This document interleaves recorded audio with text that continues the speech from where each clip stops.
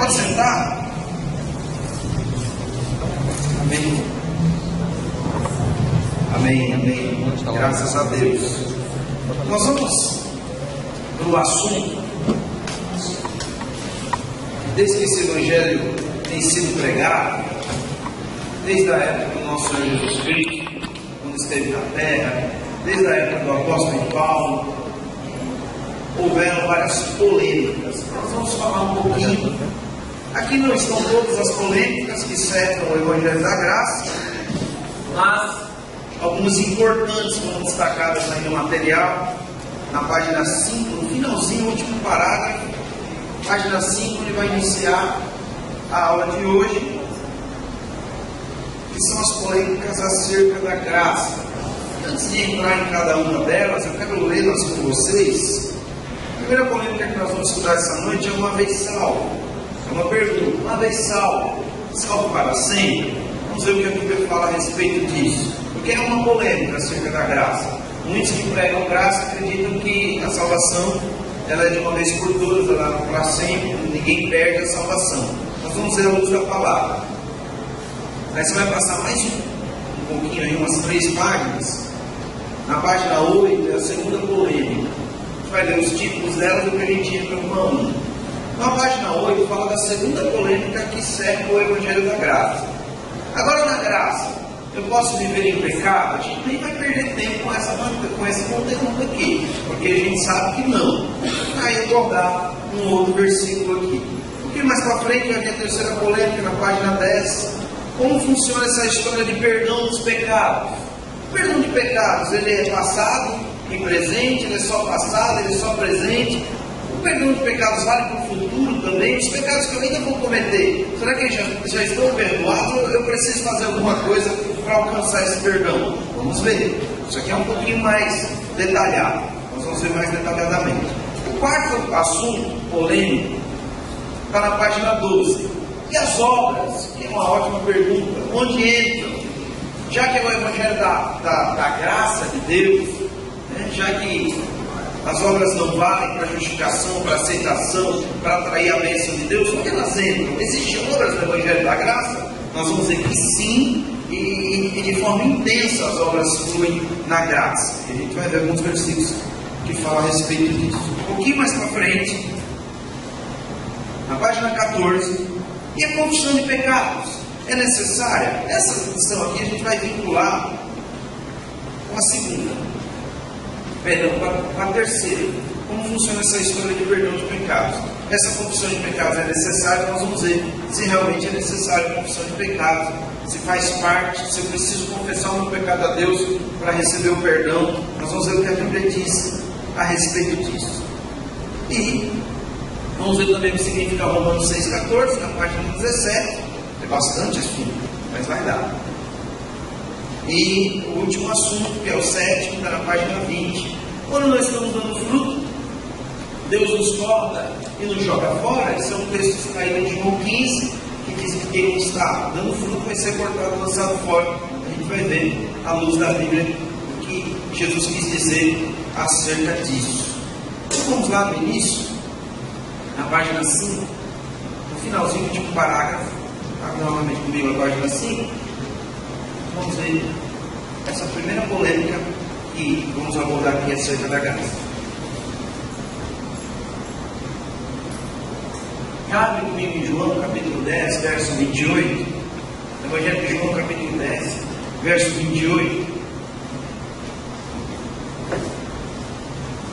Uma vez salvo, salvo para sempre. Eu creio que essa seja uma das maiores polêmicas no Evangelho.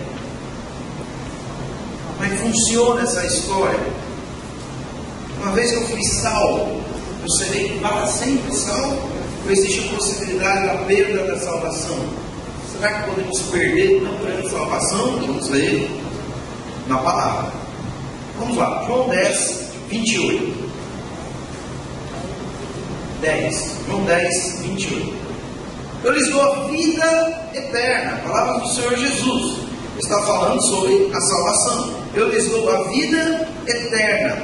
Jamais perecerão e ninguém as arrebatará da minha mão.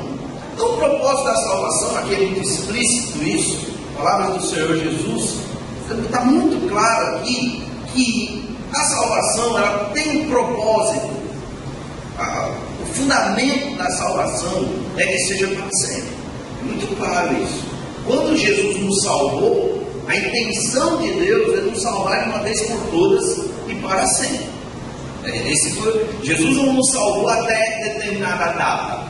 Jesus não determinou o tempo da nossa salvação. Você vai ser salvo até aqui, depois disso vocês não vão ter que ser, não serão mais salvos. Jesus não determinou isso. Não existe nenhum lugar na Bíblia que define o dia que nós vamos perder a salvação. Então, segundo Jesus, ninguém vai nos arrebatar da mão dele.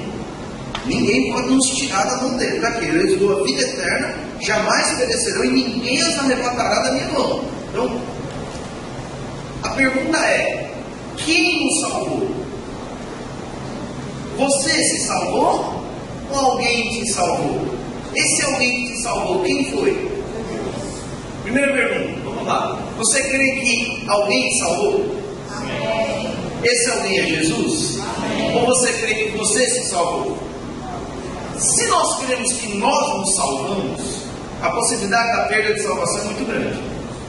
Se eu me salvei, existe uma possibilidade muito grande de eu perder essa salvação. Mas se eu partir do princípio que Jesus me salvou, aí fica mais difícil.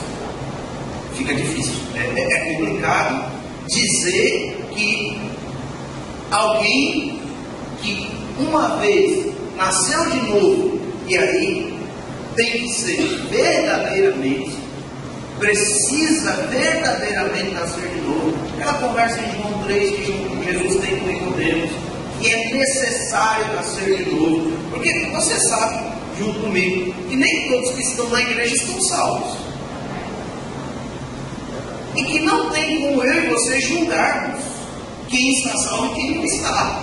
É óbvio que eu sei que a salvação ela tem as suas evidências, mas às vezes ela pode estar oculta, pode estar guardada. Às vezes a evidência da salvação é algo forçado, que a pessoa força para mostrar que está salvo. Então é um critério que nós não podemos entrar. Quem está salvo e quem não está. Sabemos que dentro da igreja existem pessoas que não foram salvas ainda, simplesmente estão frequentando a igreja, estão participando de tudo, mas não estão salvos. Porque a salvação se dá em confessar Jesus com a boca e não somente isso, mas crer no coração que Deus ressuscitou Jesus dentre os mortos, e ali vai ser salvo. Então existem duas necessidades. Primeira, confessar Jesus com a boca. A segunda, crer no coração que Deus o ressuscitou dentre os mortos. A primeira, ela é uma evidência. Confessar, sim, confessar. Falar Jesus é o meu Senhor, confessar que Jesus é o Senhor, é uma evidência que todos veem. Mas e o crer no coração? Como é que nós vamos ver o coração de uma pessoa? Então, como é que nós vamos determinar se o irmão ou a irmã está salvo ou não está? Ah, mas ele veio para a igreja, ele participava de tudo, ele era uma besta, de repente ele desviou-se, ele perdeu-se, está afastado dos caminhos do Senhor. Essa pessoa, ela está salva ou não? Essa pessoa, no estado que está afastada, se Jesus volta, ela vai para o céu ou não vai? É uma resposta que não tem como passar, porque só Deus sabe o coração daquela pessoa. Não podemos associar a salvação ao congregar-se.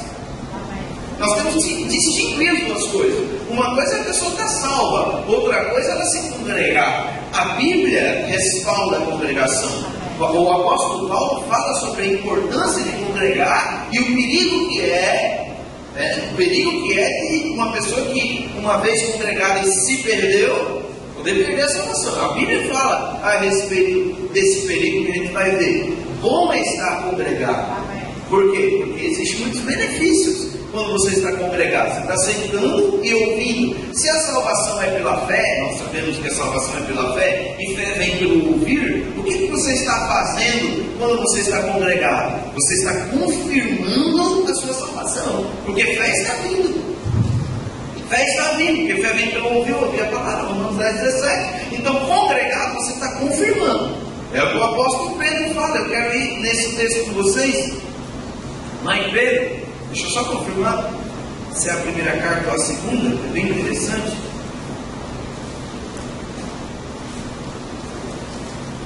Vai indo lá pertinho de Pedro lá, e eu vou dizer a vocês. Sim, 2 de Pedro, capítulo 1. 2 de Pedro, a segunda epístola do apóstolo Pedro. E eu não quero que você que estava com tudo ontem à noite não fique com raiva de Pedro, não. É uma vez, não vai ficar com raiva de Pedro. A gente só viu algumas práticas dele que não foram boas, mas ele foi um homem, como o irmão até postou lá, interessante no Facebook, realmente Jesus confiou a igreja a Pedro, está sustentada na revelação que Pedro teve. Cristo é o Filho do Deus vivo, e em cima dessa revelação a igreja ela é firmada. O apóstolo Pedro foi o grande precursor da igreja primitiva, um homem de Deus cheio do Espírito Santo. E graças a Deus que Pedro errou, né? Porque só um é perfeito, Jesus Cristo. Graças a Deus que João falhou, graças a Deus que o apóstolo Paulo, grande apóstolo Paulo, também, mas falhou também, errou. Existe lugares da Bíblia que mostram os erros e falhas do apóstolo Paulo. Como Pedro falhou, então não fique com raiva dele, porque ele é uma bênção. Ele escreveu 2 epístolas aqui preciosíssimas. Vamos lá, a 2 de Pedro, capítulo 1, verso 10. Por isso, irmãos, procurai com diligência, cada vez maior, procurar com diligência, cada vez maior, confirmar a vossa vocação e eleição, porquanto, procedendo assim, não tropeçareis em tempo algum. Não precisamos confirmar, a Bíblia diz confirmar. Nós confirmamos. Como nós confirmamos? Crendo. E o crer é uma ação da fé. Fé vem pelo ouvir. Então o que você faz quando você se congrega? Você confirma que está salvo. Não te garante. O fato de congregar não garante. As obras não podem garantir a nossa salvação. Nossa salvação não está fundamentada nas obras. Paulo escreve aos Efésios claramente que a salvação não está fundamentada, baseada nas obras, e sim na graça. E a graça trouxe o quê? Onde está firmada a nossa salvação? Nós precisamos crer que a nossa salvação está firmada no sangue de Jesus, que foi derramado, e ele foi derramado de uma vez por todas e para sempre. Então o propósito de Deus quanto à salvação é para ser eterno, é para ser para sempre. Salvação não tem prazo de validade. Não existe essa questão de e outra coisa, você conhece provavelmente várias pessoas, eu não sei quantas, cada um conhece uma quantidade diferente de pessoas que hoje estão afastadas. Conhece, provavelmente deve estar vindo à mente algumas pessoas aí. Pessoas que um dia estavam no Senhor, estiveram no Senhor, congregados, não sei aonde, várias denominações, e não sabemos o motivo, são diversos, hoje não estão se congregando mais, estão afastados do Senhor. E muitos hoje dizem que essa pessoa perdeu a salvação, porque associam a salvação à congregação. Sabe, se você for falar com essa pessoa, conversar com ela, eu tenho essa oportunidade sempre de conversar com pessoas que estão afastadas. Eu trabalho no secular e encontro várias pessoas nesse estado espiritual, afastados do caminho do Senhor, distantes da palavra. Um dia nasceram de novo, um dia estiveram no Senhor e hoje estão afastados. E a conversa é sempre a mesma. Se você pergunta sobre Jesus, ela crê. Essa pessoa crê em Jesus Cristo. Ela não deixou de crer em Jesus Cristo. Ela continua crendo. Agora ela vai dizer que está fraca, que não consegue. E ela, na maioria das vezes, ela diz: um dia eu vou voltar. Um dia eu vou voltar. Um dia eu vou estar com vocês. Então, como é que uma pessoa que pensa dessa maneira, que confessa dessa maneira, que continua crendo que Jesus é o Senhor, apesar de não estar congregada, apesar de não estar desfrutando o melhor dessa terra, mas ela crê? Se você perguntar, ela vai dizer: eu creio que Jesus é o Senhor. Eu estou um pouco fraco, eu vacilei, eu tropecei, e muitas vezes a causa delas estarem lá fora é o mau entendimento das Escrituras, é a má compreensão da palavra. Não sabem que Deus as aceita de volta. Acreditam que cometeram um pecado que não permite que estejam na igreja, e às vezes a própria congregação, ou não toda ela, mas alguns irmãos impedem. dessa pessoa de voltar, rotulando, criticando, acusando, apontando, condenando. Essa pessoa vai acabar não vindo. Mas se você for conversar com ela pessoalmente, ela vai dizer sim, Jesus Cristo é o Senhor. Perder a salvação não é deixar de se congregar, mas perder a salvação é deixar de crer em Jesus Cristo. Quando eu estou afastado, eu estou deixando de desfrutar do melhor dessa terra. Nós sabemos que, eu não sei você, mas eu não estou na igreja porque eu tenho medo de perder a salvação. A motivação do meu coração não é essa.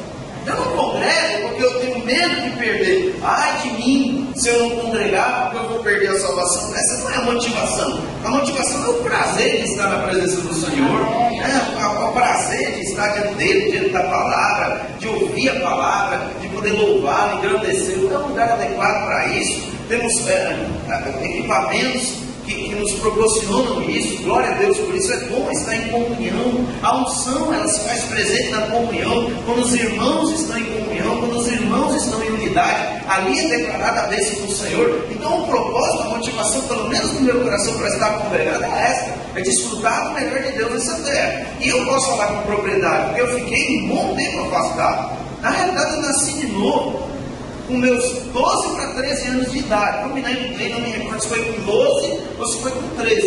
Então eu nasci há 27 anos atrás. E nesse tempo aí, de lá para cá, eu me afastei 2 vezes. Só que eu não deixei de crer em Jesus.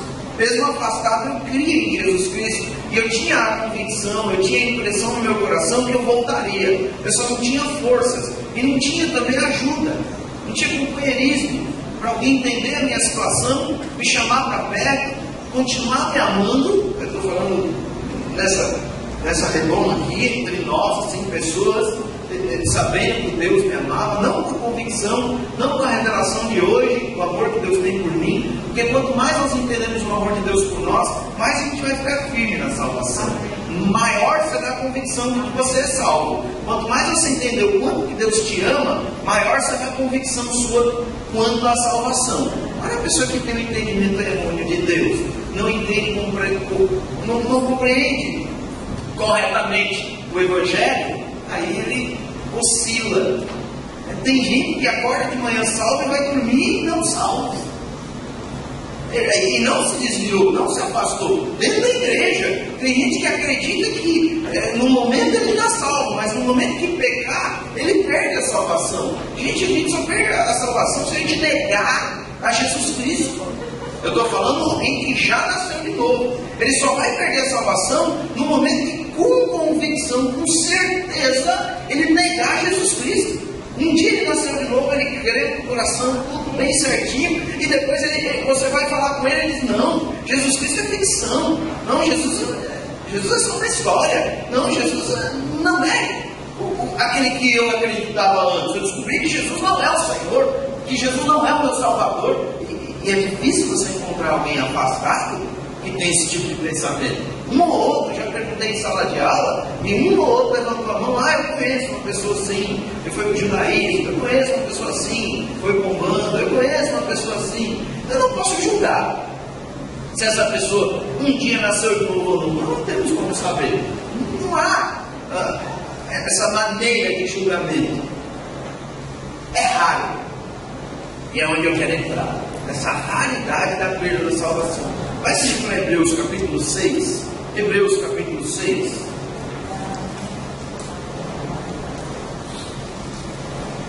Versículo 4 em diante. Hebreus capítulo 6, verso 4.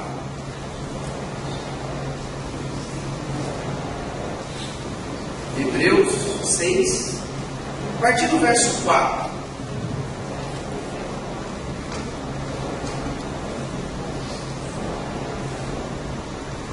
Nós não estamos dizendo aqui que é impossível perder a salvação. Porque se eu disser isso, eu vou contra as Escrituras. Não tem como eu dizer isso. Eu afirmar isso. Não. Todos que nasceram de novo nunca perderão. Mas existe uma possibilidade remota, mínima, que Kenneth Reagan, em 70 anos de ministério, disse que conheceu 2 pessoas que chegaram a perder a salvação segundo ele. Deus mostrou, revelou a ele. E ele usa esse contexto bíblico para mostrar que é algo muito raro. Hebreus 6, a partir do verso 4. É impossível, pois, que aqueles que uma vez foram iluminados, vamos ver detalhadamente o que o texto diz. É impossível, pois, que aqueles que uma vez foram iluminados, olha a característica da pessoa, uma vez foi iluminado e provaram o dom celestial e se tornaram participantes do Espírito Santo e provaram a boa palavra de Deus e os poderes do mundo vindouro, caíram. Sim, é impossível outra vez renová-los para arrependimento, visto que, de novo, estão crucificando para si mesmos o Filho de Deus, expondo a ignomínia, a vergonha. Você pode usar esse texto, está vendo? Perde, não quer dizer que perde, mas olha a classificação dessa pessoa, gente. A apostila aí, ela fez um tópico aí, na página 7, você vai encontrar um pouquinho lá embaixo, logo lá embaixo, fez uma sequência aí, de 1 a 5, mostrando a qualificação dessa pessoa que possa ser que perca a salvação. Não é comum isso. Jesus mesmo disse: aqueles que o Pai trouxer até mim, de modo nenhum lançarei fora. Então, Jesus não vai rejeitar ninguém. É a pessoa que acaba vacilando. Mas olha o nível de espiritualidade da pessoa. Olha quantos degraus ela galgou para que lá em cima, lá muito fortalecido, experimentou várias coisas, provou várias coisas, negou Jesus. Ele está falando de uma pessoa que desprezou. A Bíblia diz que desprezou. Olha as características. Foram iluminados. Amém. Todos nós fomos iluminados.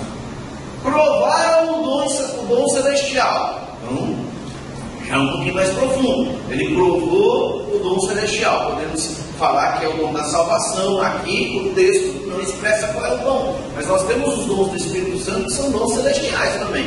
São 9 dons do Espírito Santo. 1 Coríntios capítulo 12, né? Lá fala dos 9 dons do Espírito Santo, são dons celestiais. Então nós podemos dizer, podemos sim encaixar aqui, que é uma pessoa que fluía no dom, fluía em um dos dons, em um ou mais dons.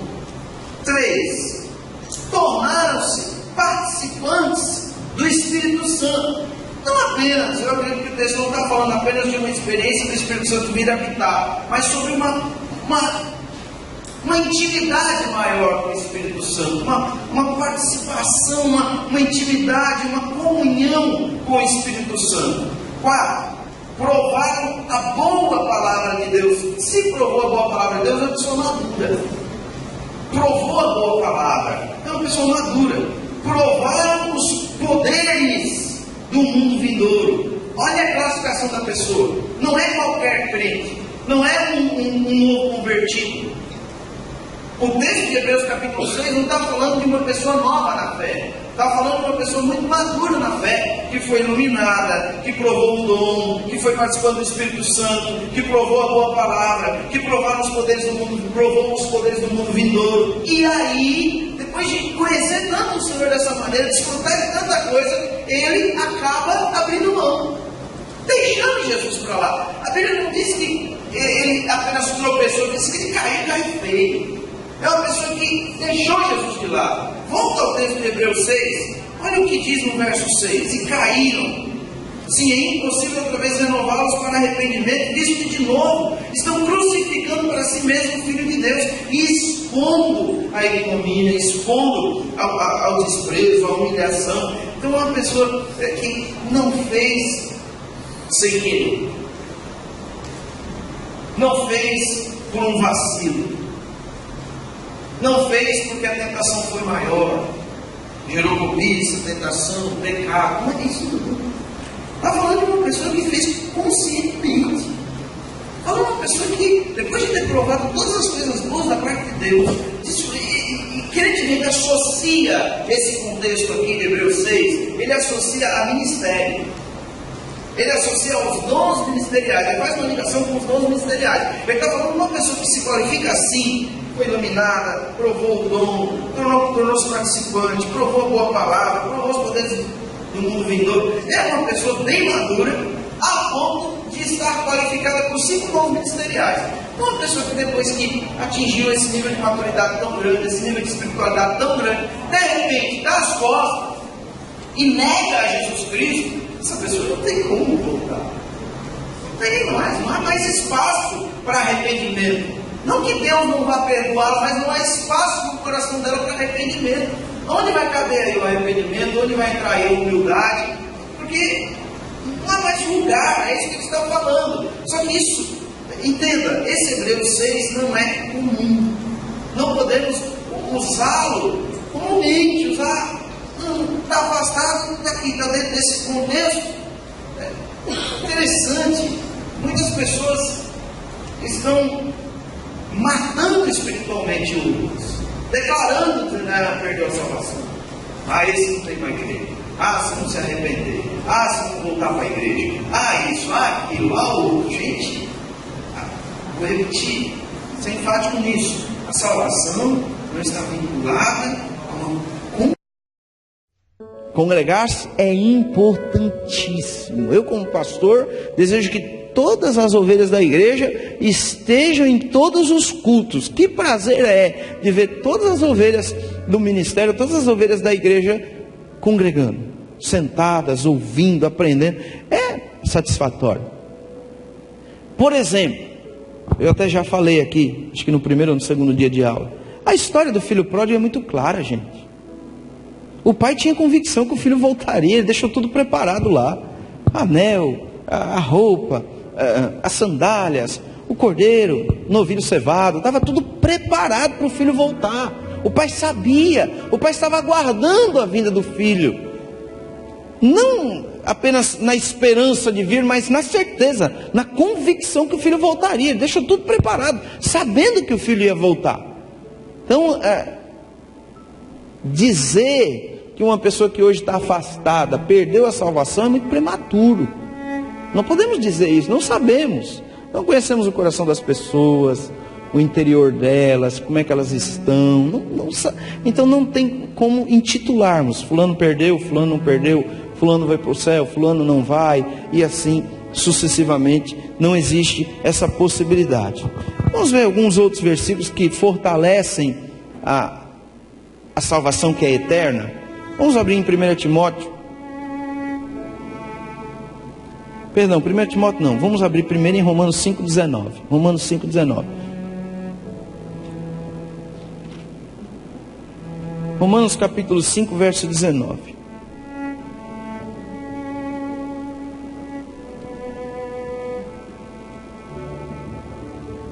Romanos capítulo 5, verso 19.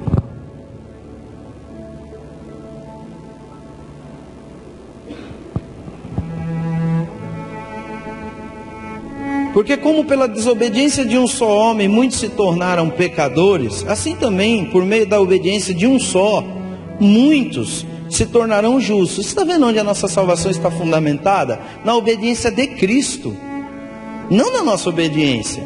Então, a possibilidade de perdermos a salvação é pequeníssima, é mínima, mínima, mínima. A possibilidade de perdermos a salvação. A pergunta é: aquela pessoa realmente foi salva? Eu acredito que se foi, um dia voltará. Eu penso assim, esse é meu pensamento. Eu acredito que uma pessoa que verdadeiramente foi salva, ela pode ir para o mundo, se perder, vai sofrer, mas eu acredito, eu penso assim, e eu tenho um respaldo bíblico para isso. Por isso que é uma polêmica, porque quem não crê também tem respaldo bíblico. Aí cabe a forma de cada um interpretar. Então os dois lados têm respaldo bíblico, é sustentado pela palavra, é a forma de interpretar as escrituras. Isso é uma discussão que dura há muitos e muitos anos, mas muito, da época do apóstolo Paulo, quase 2000 anos atrás essa discussão já vinha tendo, e vai correr durante toda a vida, não adianta, enquanto Jesus não voltar, e nós subirmos, a igreja subir, tudo ficar claro, e sabermos tudo lá, haverá esse tipo de discussão, esse tipo de polêmica. Mas olha onde está a nossa salvação, sustentada em quem? Por meio da obediência de um só, muitos se tornarão justos. É por meio da obediência de Jesus. Então como é que eu recebo esse benefício? Crendo. Pastor, e se uma pessoa deixar de crer? Aí que está, é muito difícil. Deixar de crer é muito difícil. Uma vez que creu, uma vez que provou, é muito bom. É difícil deixar. É difícil simplesmente, eu não creio mais. Uma pessoa que hoje crê, amanhã já não crê mais, eu não sei se realmente creu. Fica complicado dizer que ela creu. Essa oscilação, não é de Deus. Isso não dá certo, não funciona. Porque quem crê tem muita convicção, tem muita intrepidez. Quem crê tem muita certeza, porque fé é certeza. Fé é convicção, ela é convicta da salvação dela. Ela tem certeza que ela está salva. Hoje, como é que você se vê hoje? Você crê que a salvação que você recebeu é eterna? Você crê que a salvação que você recebeu é para sempre? Você crê na possibilidade de perder essa grande salvação? A palavra da graça, ela vai gerando cada vez mais convicção nisso, de não perder, porque nós estamos sustentados nele, não em nós mesmos. Por isso que quem confia muito em si mesmo, ele é oscilante nisso. Você pergunta, e aí, irmão, vai para o céu? Ele, calma, vai devagar, está muito cedo ainda. Por quê? Porque confia em si mesmo, confia nas obras, está confiando no que faz. Eles acreditam veementemente que eles é que garantem. Eles que garantem a salvação. Não, Deus fez a parte dele, agora eu tenho que fazer a minha. Na realidade, esse fazer é crer, é acreditar, é dizer, não, ele me salvou e a salvação que ele me deu é eterna. A salvação que ele me deu é para sempre. Não tem como eu perder a salvação, porque pela graça de Deus eu não vou deixar de crer. Você pode dizer isso comigo? Diga, pela graça de Deus eu não deixarei de crer. Você vai crer, você vai ficar firme até o fim. Eu creio em nome de Jesus. Convicção, certeza. Você vai encontrar aí na apostila outros versículos que falam a respeito disso. Eu vou citá-los. Por exemplo, Romanos 8:35 ao 39. Quem nos separará do amor de Cristo? Será tribulação, angústia, perseguição, fome, nudez, perigo, espada? Porque eu estou bem certo de que nem a morte, nem a vida, nem os anjos, nem os principados, nem as coisas do presente, nem do porvir, nem os poderes, nem a altura, nem a profundidade, nem qualquer outra criatura poderá separar-nos do amor de Deus, que está em Cristo Jesus nosso Senhor. Em Hebreus 5:9 diz que Jesus é o autor de uma salvação eterna. Em João 3:36 diz que quem crê no Filho tem a vida eterna. O Espírito Santo, segundo Efésios 1:13 e 14, o Espírito Santo é a garantia da salvação. Em João 14:16, Jesus falou a respeito do Espírito Santo que ele estaria para sempre conosco. Este é o Espírito Santo que opera em nós, que revela a graça, que revela o amor de Deus. O Espírito Santo, ele é um dos agentes poderosos para nos trazermos de volta para a rota. Uma pessoa que peca, o Espírito Santo não sai dela. Não existe isso na Bíblia. Pecou, o Espírito Santo saiu. Se arrependeu, o Espírito Santo voltou. Se o Espírito Santo sair de uma pessoa, acabou. Não tem mais volta, porque é Ele que conduz. É Ele que revela a graça, revela o amor. É Ele que coopera para irmos... Ele que nos conduz, podemos dizer assim, ao arrependimento pela revelação do amor de Deus. Uma pessoa que não tem mais o Espírito Santo, acabou. Por quê? Porque o Espírito Santo ele foi enviado por Deus e ele é o selo. Nós somos selados com o Espírito Santo da promessa, e a Bíblia diz até quando? Até o dia da redenção. Nós fomos selados com o Espírito Santo até o dia da redenção. Claro que existe a possibilidade de entristecermos Ele. Existe essa possibilidade. Mas se você pecar, se eu pecar e o Espírito Santo sair, acabou.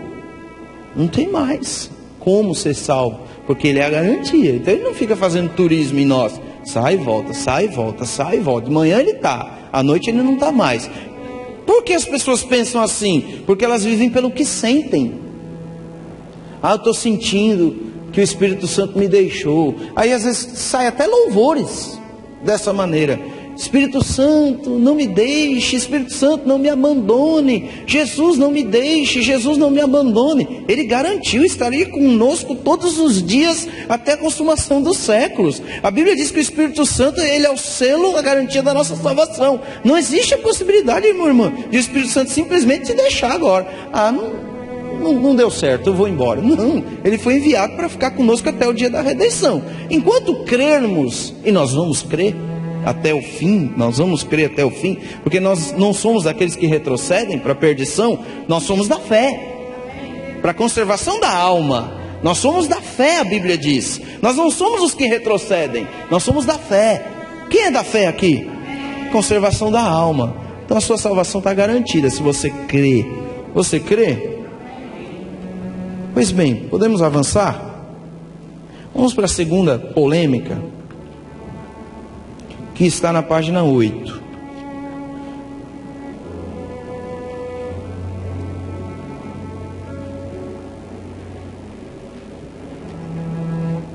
Segunda polêmica, página 8. Agora na graça eu posso viver em pecado? É óbvio que não. Quem fala essas coisas não sabe o que está falando. A Bíblia diz que tolo é quem fala do que não conhece. Provérbios diz que tolo é quem fala daquilo que não conhece, daquilo que não entende. Pessoas que falam que aqueles que estão na graça estão em pecado e usam a graça como desculpa, nem provou ainda do Evangelho da Graça, não provou da bondade de Deus, não provou do amor de Deus. Pastor, existe a possibilidade de uma pessoa estar assim dentro da igreja? Existe.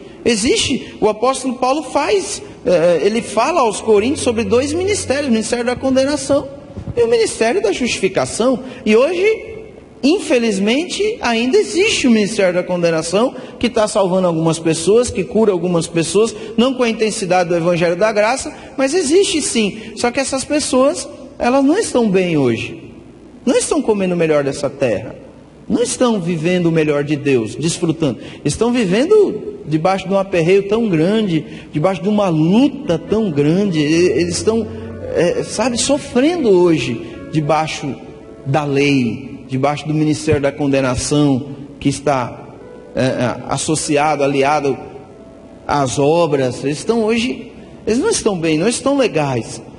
Vimos na aula passada lá em Hebreus capítulo 12 ou 13, vimos os dois montes, o Monte Sinai e o Monte Sião. A pergunta é, você mesmo pode responder: agora na graça, eu posso viver em pecado? Não.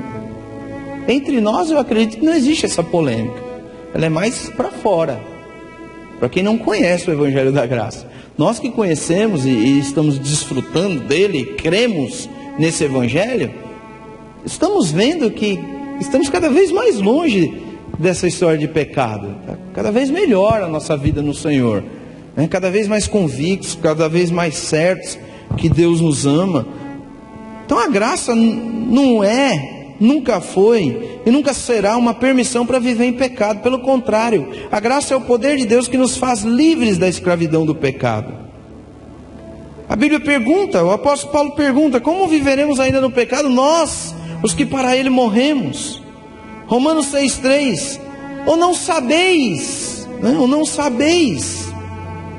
Paulo associa o fato de viver em pecado com a ignorância sobre a nossa união com Cristo. Morremos para o pecado com Cristo e ressuscitamos para uma nova vida em Cristo.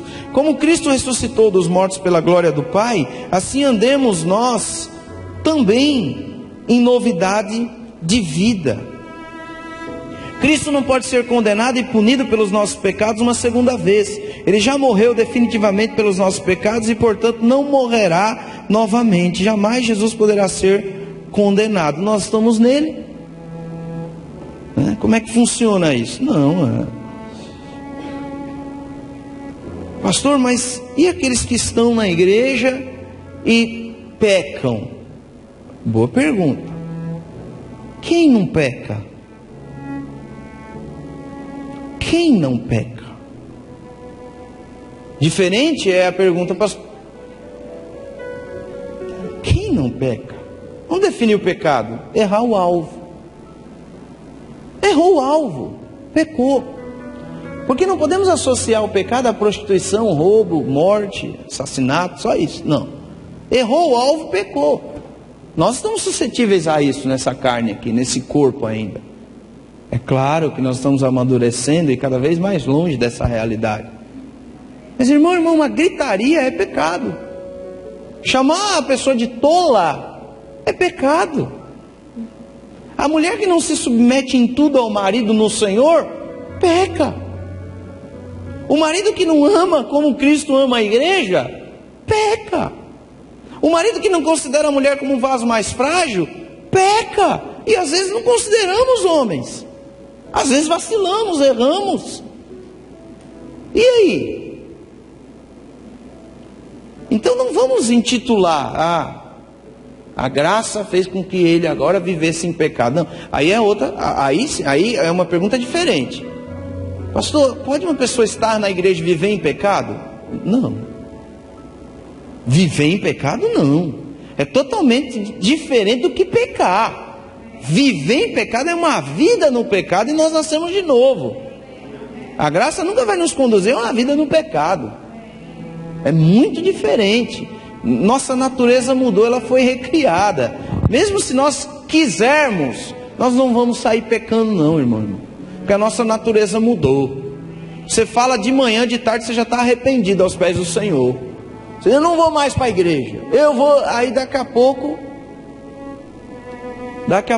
já, né? Eu já contei a história de um pastor que tomou a decisão de se desviar.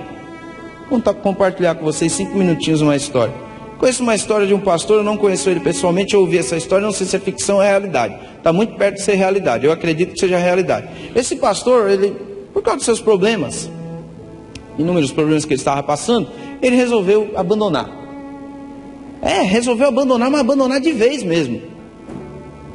Largar tudo, ir para prostituição. Ele tomou a decisão. Ele disse, hoje à noite. E saiu. Banda voou e entrou dentro de uma casa de prostituição.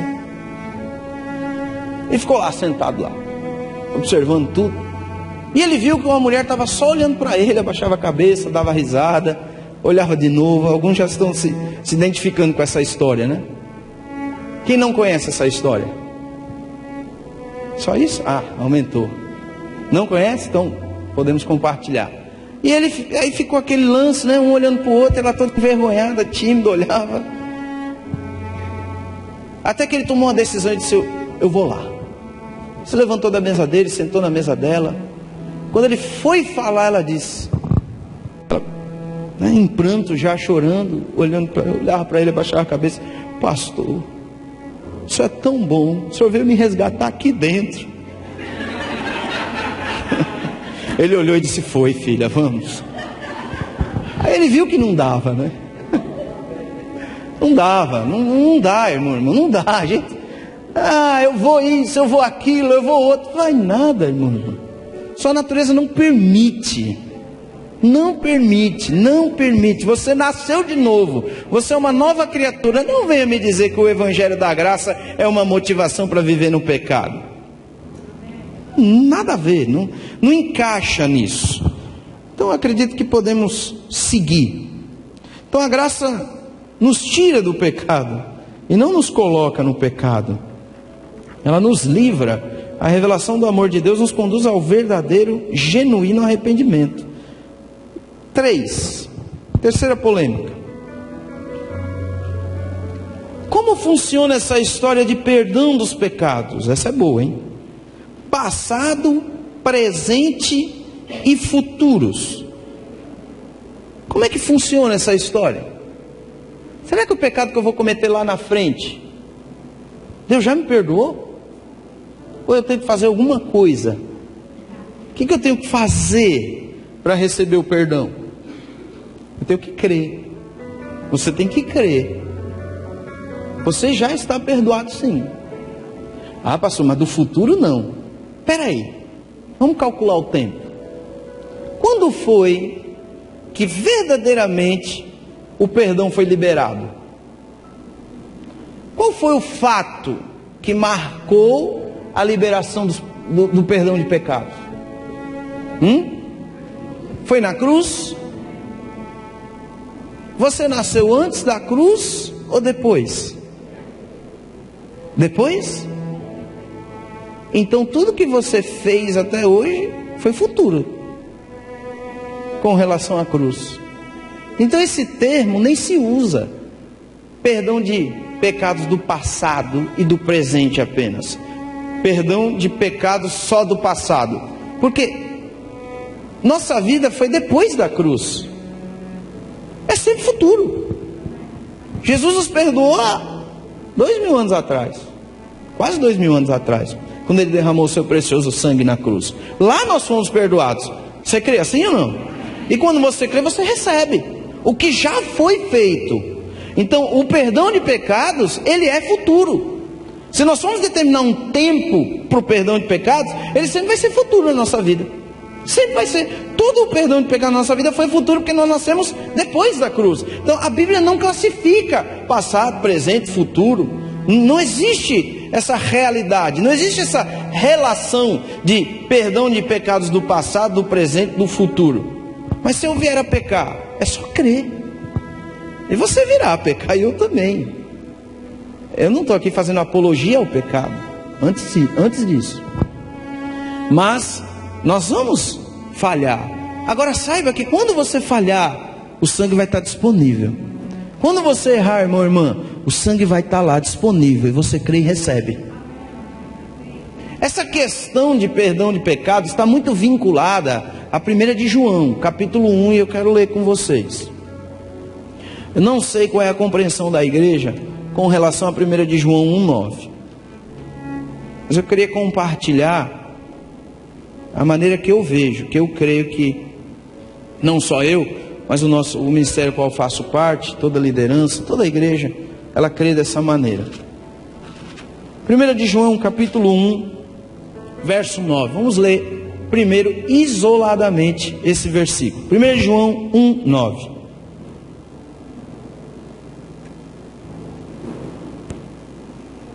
João 1,9.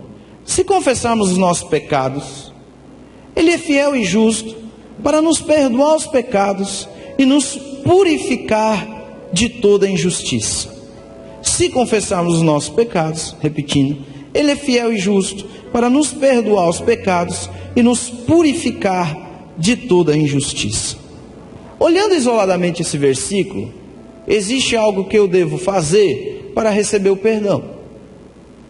Olhando isoladamente esse versículo, eu vou ver algo ali que eu tenho que fazer, falar na realidade, para que eu alcance o perdão dos pecados, seja purificado de toda a injustiça. Então, se confessarmos os nossos pecados, olhando isoladamente, eu preciso confessar os pecados a Deus para receber a justificação. E eu passei anos sofrendo com relação a isso. Era um jugo na minha vida. As primeiras palavras que saíam da minha boca quando eu ia orar era: Pai, perdoa os meus pecados. E eu pedia ao Espírito Santo para que revelasse todos os pecados que eu havia cometido, para que viesse a minha memória os pecados e eu pudesse confessá-los um a um a Deus, para que dessa maneira recebesse a justificação, recebesse a purificação dos meus pecados. Só que isso, como eu disse, na minha vida foi um jugo, e hoje na vida de muitos deve ser, porque é muito complicado viver assim. Porque às vezes nós pecamos sem até perceber. Como é que faz com relação aos pecados que nós nem percebemos? Como eu citei alguns, chamar uma pessoa de tola. Ai, você se esquentou no trânsito, a pessoa ali fechou, aí você esculhambou ela, sem palavras ofensivas, mas você chamou de... Você sabe do quê? Aí para receber o perdão de Deus, você tem que confessar o pecado. Já pensou como é que deve ser? Se a gente for viver isso literalmente, a questão é, nós vivemos 1 João 1,9 literalmente. Todos os pecados que nós cometemos, nós confessamos. Possa ser que com muito esforço, algum irmão ou irmã até consiga. Mas aí, eu me reporto agora, justamente a uma pessoa que se afastou. Ela se afastou dos caminhos do Senhor e ela passou um bom tempo fora. Quando ela voltar, segundo 1 João 1,9, se a gente for olhar para esse texto isoladamente, ela vai ter que confessar todos os pecados dela. Imagine uma pessoa que passou 1 ano fora, afastada dos caminhos do Senhor. Quando ela volta, ela tem que confessar cada pecado que ela cometeu para ser justificada. Então a recomendação que os pastores devem dar é que andem com um caderninho, para no dia que se afastar, comece a anotar. Porque se o perdão de pecados está vinculado à confissão, nós precisamos viver isso literalmente, gente. Não é só os que eu me lembro. Não. Ou é ou não é. Ou eu confesso os meus pecados a Deus e Ele me perdoa, ou não. Ai de mim se eu esquecer de um pecado, então. E se porventura passar batido um pecado? Então eu perdi minha salvação, então Deus não me perdoou, não estou justificado e nem purificado. Por isso que nós temos que ler todo o contexto, temos que entender a história, a quem o texto está se referindo, compreender tudo. Aí eu chamo você para ler em cima, a partir do verso 5. Ora, a mensagem que da parte dele temos ouvido e vos anunciamos é esta: que Deus é luz e não há nele treva nenhuma. Versículo 6: se dissermos que mantemos comunhão com ele e andarmos nas trevas, mentimos e não praticamos a verdade. Ele está falando sobre uma vida no pecado, gente, andar em pecado, andar nas trevas. É uma pessoa, veja bem, e para isso, o tempo não permite, mas se você quiser depois aprofundar um pouco o estudo dessa carta de João, você vai ver que ele está se referindo aqui, dentro desse contexto, a duas classes de pessoas. Primeiro, ele está falando com alguém que realmente nasceu de novo. E também, em paralelo, no texto, ele está falando com um grupo de pessoas que não havia nascido de novo, os gnósticos. Ele está falando com um grupo de pessoas que acreditavam que eram salvos, mas na realidade não eram. O pensamento dos gnósticos, que associava a espiritualidade com filosofia, era o seguinte: peraí, o meu espírito não está salvo? Segundo as escrituras, o espírito que é salvo, então eu posso fazer qualquer coisa com o meu corpo. Eles diziam isso, os gnósticos. O pensamento deles era esse: eu posso fazer qualquer coisa com o meu corpo, porque o meu espírito que está salvo, o meu corpo volta para o pó, eu posso fazer qualquer coisa, não tem problema não. Aí João vai usar essa carta para corrigir esse grupo de pessoas que estava infiltrada dentro da igreja, mas que não era da igreja. Eles estavam andando junto com a igreja, mas não eram. Mais para frente no capítulo 2 a gente vai ver que esse grupo sai. E João disse: se fosse dos nossos, permaneceria conosco, mas como não é dos nossos, deixa aí, João disse.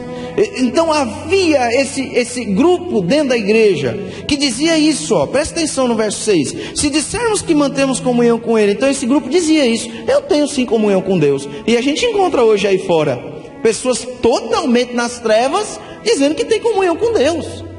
Pessoas verdadeiramente nas trevas, verdadeiramente no pecado, que diz: não, Deus é meu pai também. Vai me dizer que Deus é só pai de vocês, então. Só vocês são filhos de Deus, eu não sou. O cara está nas trevas, o cara não sabe nada de Jesus, mas fica dizendo: não, eu também sou filho de Deus, eu também vou para o céu. Então, esse tipo de gente, olha o que a Bíblia diz: se dissermos que mantemos comunhão com ele e andarmos nas trevas, mentimos, é mentiroso, e não pratica a verdade. Porque mente, né? Não pratica a verdade. Se porém, olha aí, o outro grupo, Se, porém, andarmos na luz, quem é que pode andar na luz? Quem nasceu de novo. Quem não nasceu de novo não anda na luz, porque a luz é Jesus. Jesus habita em nós. Então, quando andamos na luz, nós andamos na luz porque estamos em Cristo. Ele é a luz do mundo. Então, em Cristo, nós vamos andar na luz. Andando na luz, em Cristo, como Ele está na luz, mantemos comunhão uns com os outros. Olha que interessante. Presta atenção agora. O que purifica do pecado, gente? E o sangue de Jesus, seu Filho, nos purifica de todo pecado. Espera aí, gente. O verso 9 diz se confessarmos. O verso 7 diz que é uma coisa, o sangue está assim, ó, operando em nós. Quem está na luz? Quem está na luz? Quem está em Cristo. Quem verdadeiramente nasceu de novo. Esse que verdadeiramente nasceu de novo, o sangue está o quê? Purificando de todo pecado. Consegue entender isso? Agora, aquele do verso 6, voltando um pouquinho, que diz que mantém comunhão com Deus, mas anda nas trevas, esse mente. Esse não pratica a verdade. Esse aí, ó, não está perdoado, não. Mas aquele que anda na luz, o sangue purifica. Vamos continuar aqui, o verso 8.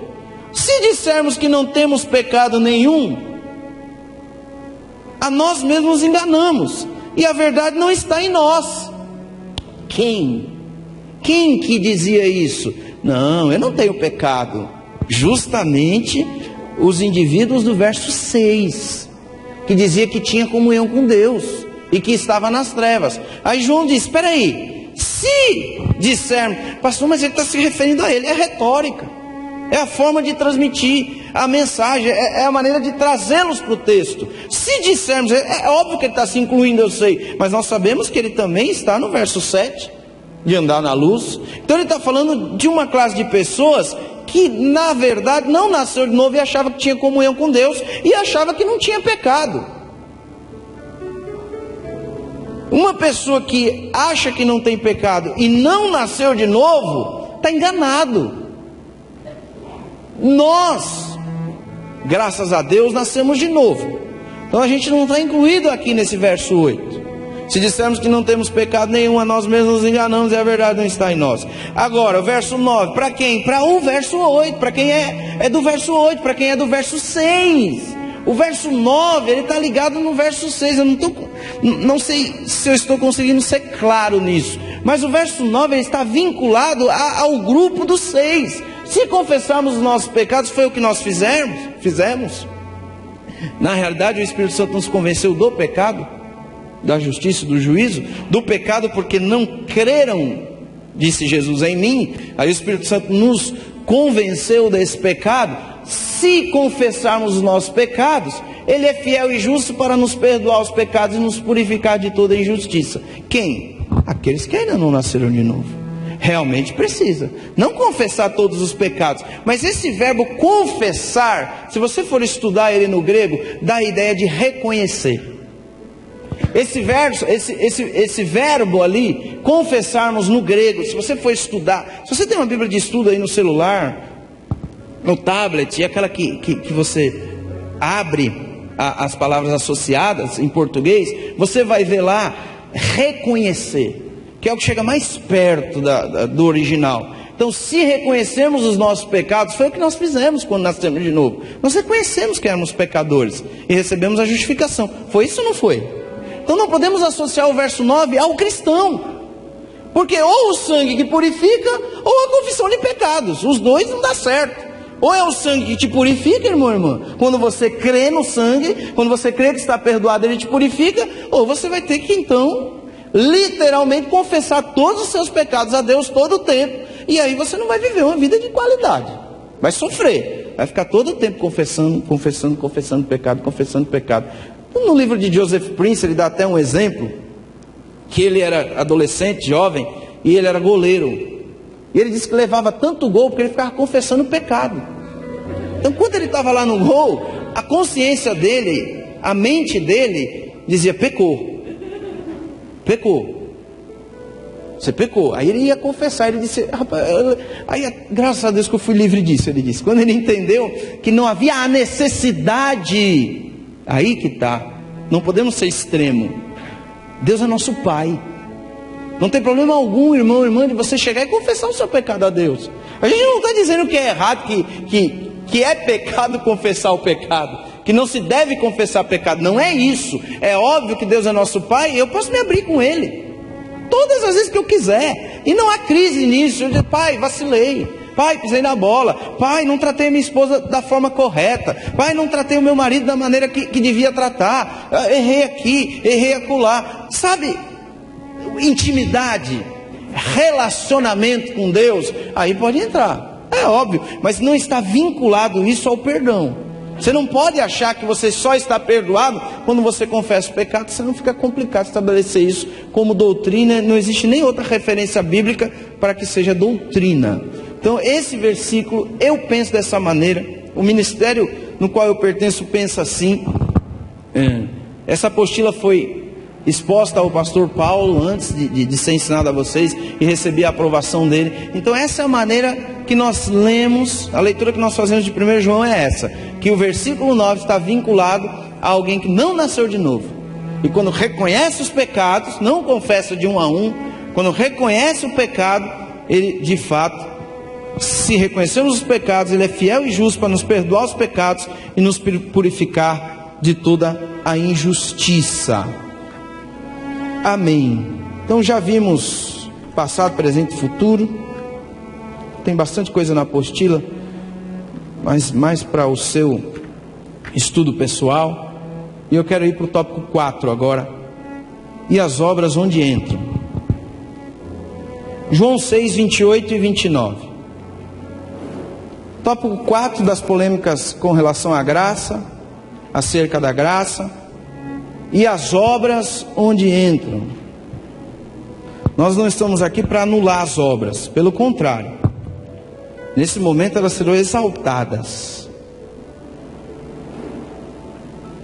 Mas todas as nossas obras estão vinculadas a algo que Jesus vai dizer aqui em João 6, 28 e 29.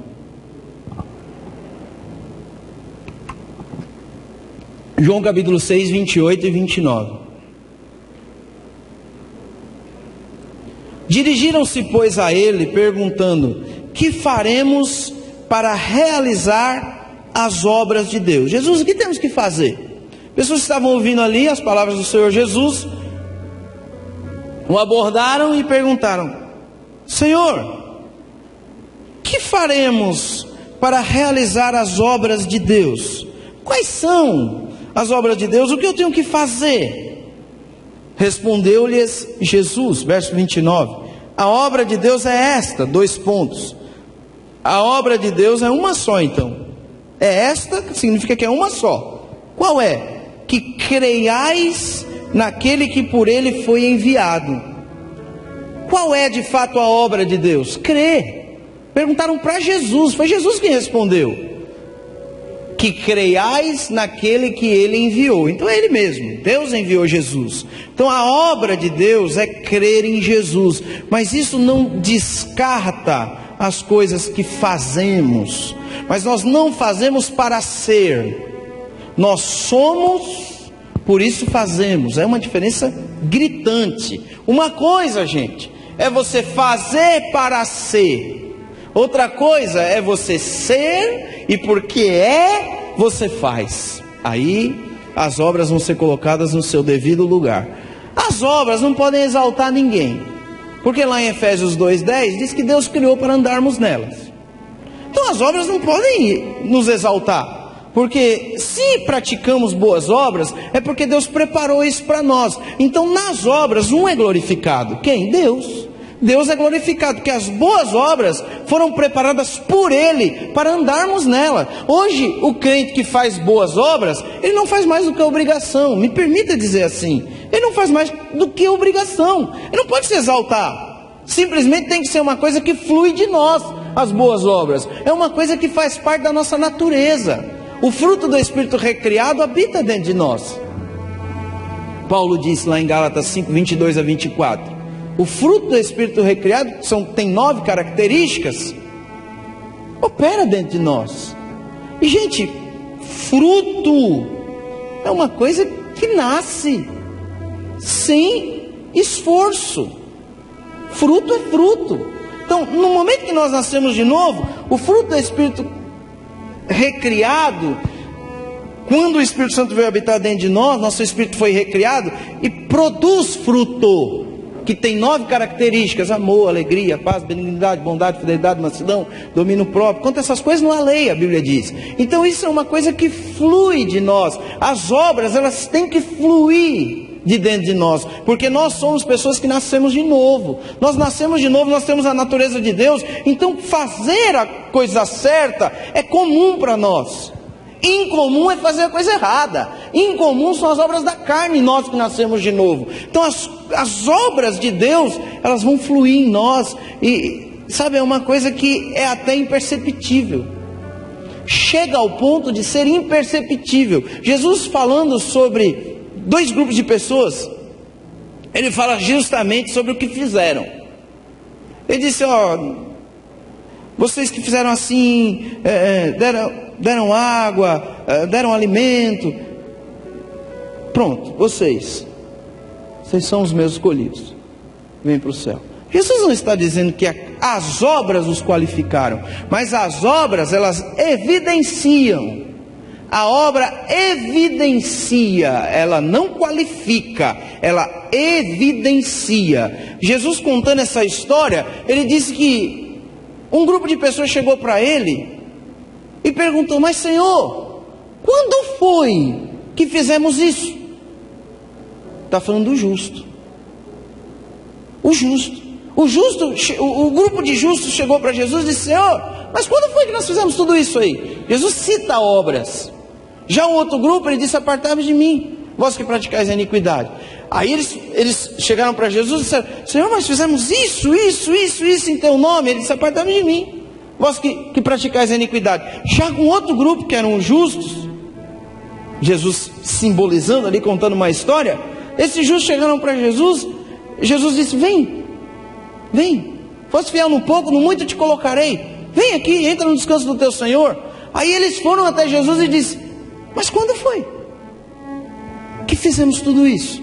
Então as obras no justo, elas chegam a ser, não estou dizendo que sempre é, mas chegam a ser imperceptíveis. É uma coisa automática que flui do nosso espírito recriado, porque Deus habita em nós agora. E é normal, gente, fazemos as coisas boas. Nós que nascemos de novo, nós vamos nos esforçar para fazer a coisa boa. A natureza de Deus está em nós. O fruto do Espírito se manifesta através de nós. É normal, é comum. Mas existe uma forma, uma maneira correta de manifestarmos as obras de Deus, que ela se torna ilimitada quando nós entendemos. A motivação correta para realizarmos as obras chama-se gratidão. Gratidão é a motivação correta para as obras. Eu vou dar um exemplo aqui com a irmã Karina. Pode ser, Karina? Dá um exemplo para a turma.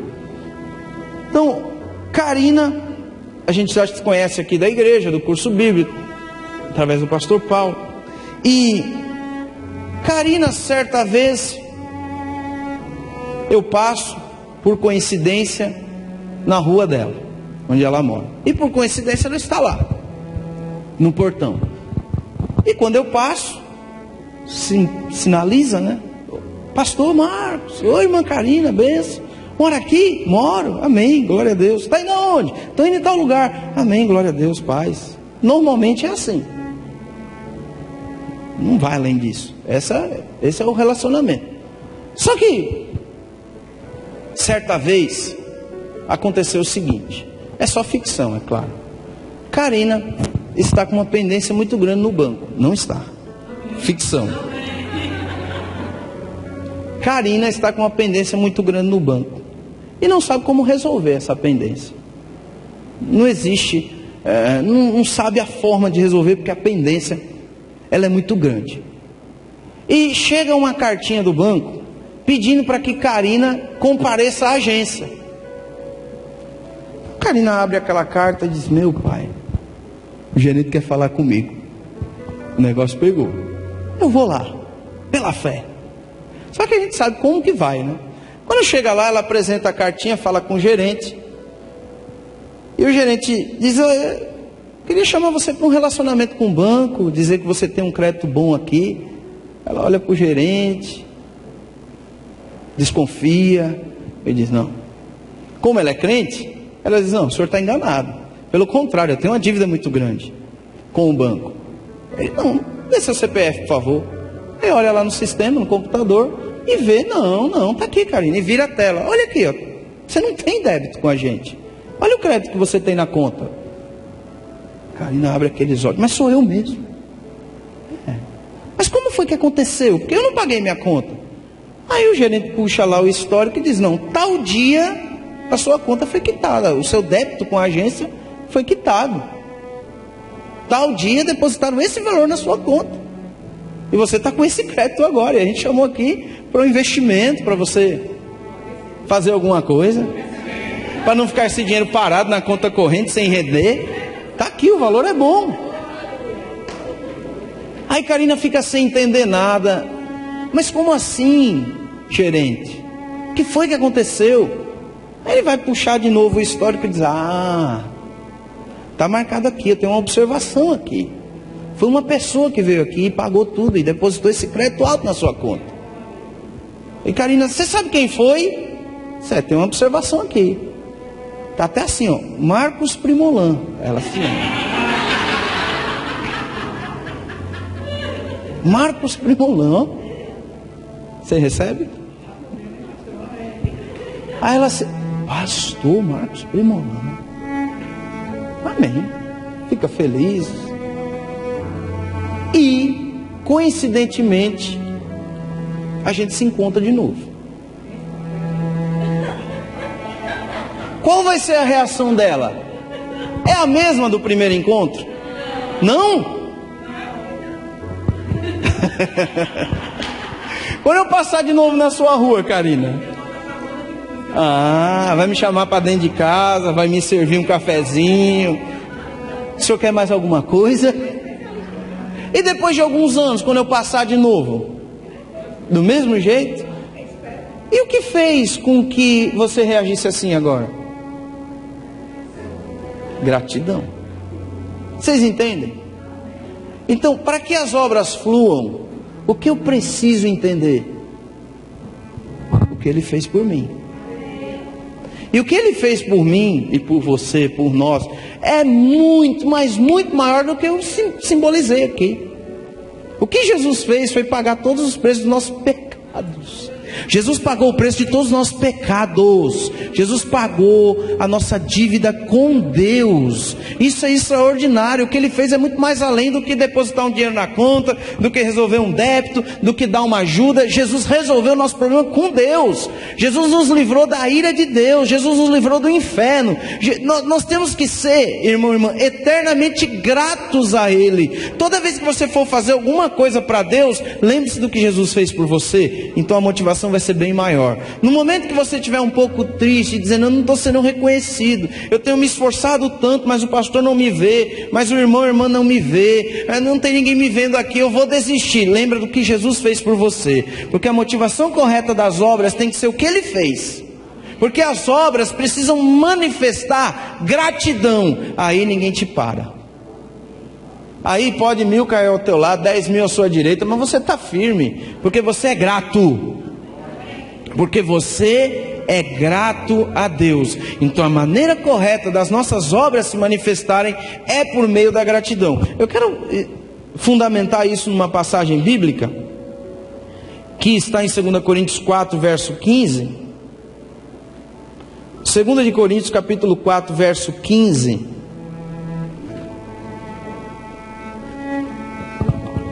Jesus colocou crédito na nossa conta espiritual. Você tem crédito com Deus. Nós tínhamos um débito terrível, impagável. Quando Jesus esboça esse débito lá em Mateus capítulo 18, que fala do credor incompassivo, ali é uma realidade nossa. Ali é Deus e o homem. E Deus resolve perdoar o homem. Mateus 18 fala sobre isso. Mas 2 Coríntios capítulo 4, 2 Coríntios 4, verso 15, olha que coisa linda. Porque todas as coisas existem por amor de vós. As coisas existem porque Deus nos ama. As coisas existem porque Deus nos ama. Olha, porque todas as coisas existem por amor de vós. Tem um propósito. Para que a graça, multiplicando-se, quando eu entendo que tudo existe por amor de mim, quando eu entendo que as coisas existem porque Ele me ama, Ele fez o jardim para o homem, apesar de alguns acreditarem que o homem foi feito para o jardim, mas não foi. O homem, Adão, o homem, não foi feito para o jardim. O jardim foi feito para o homem, é muito diferente. O jardim foi feito para o homem. Então todas as coisas existem porque Deus nos ama. E tem um propósito, para que a graça, multiplicando-se, torne o quê? Abundantes as ações de graças, por meio de muitos, para a glória de Deus. E ações de graça, não posso limitar as mãos levantadas e sendo grato a Ele. Ações são ações. Então tudo que eu faço é uma ação. Então as minhas ações no reino de Deus são ações de gratidão. São ações de graça, é isso mesmo, são ações de gratidão. Porque fui impactado por seu amor, impactado por sua misericórdia, eu vou servir a Ele de todo o meu coração. Aí sim, aí se encaixa as obras. Quando você faz por gratidão, aí se encaixa dízimo, aí se encaixa oferta, aí se encaixa limpar a igreja, cuidar das crianças dos irmãos. Tudo isso, quando você entende que faz porque Ele fez primeiro para você, você vai fazer sempre com excelência. Amém. E pode ser que não tenha ninguém, que só tenha você. Você vai fazer com tanto amor, com tanto carinho, com tanta dedicação, porque você diz: não, eu sei quanto valeu aquele sangue. Eu sei quanto valeu aquele sangue derramado na cruz. O Senhor lá pendurado naquele madeiro foi para me salvar. Então não existe. Então aquela história de que eu não vou mais para a igreja, por quê? Porque fulano me decepcionou. Não. Pode ser que muita gente se decepcione dentro da igreja. Você está lá porque Deus te ama e você quer retribuir. É uma retribuição ao amor dele. É uma ação de gratidão. Obrigado, Pai. O que eu posso fazer? Diante de tão grande amor, diante de tão grande salvação, diante de tão grande preço que foi pago, o que eu posso fazer? Aí o Espírito Santo vai te guiar. Aí não tem tempo ruim, aí você vai servir de todo o coração a Deus. Pastor, vamos para o intervalo? Vamos para o intervalo, a gente retorna já.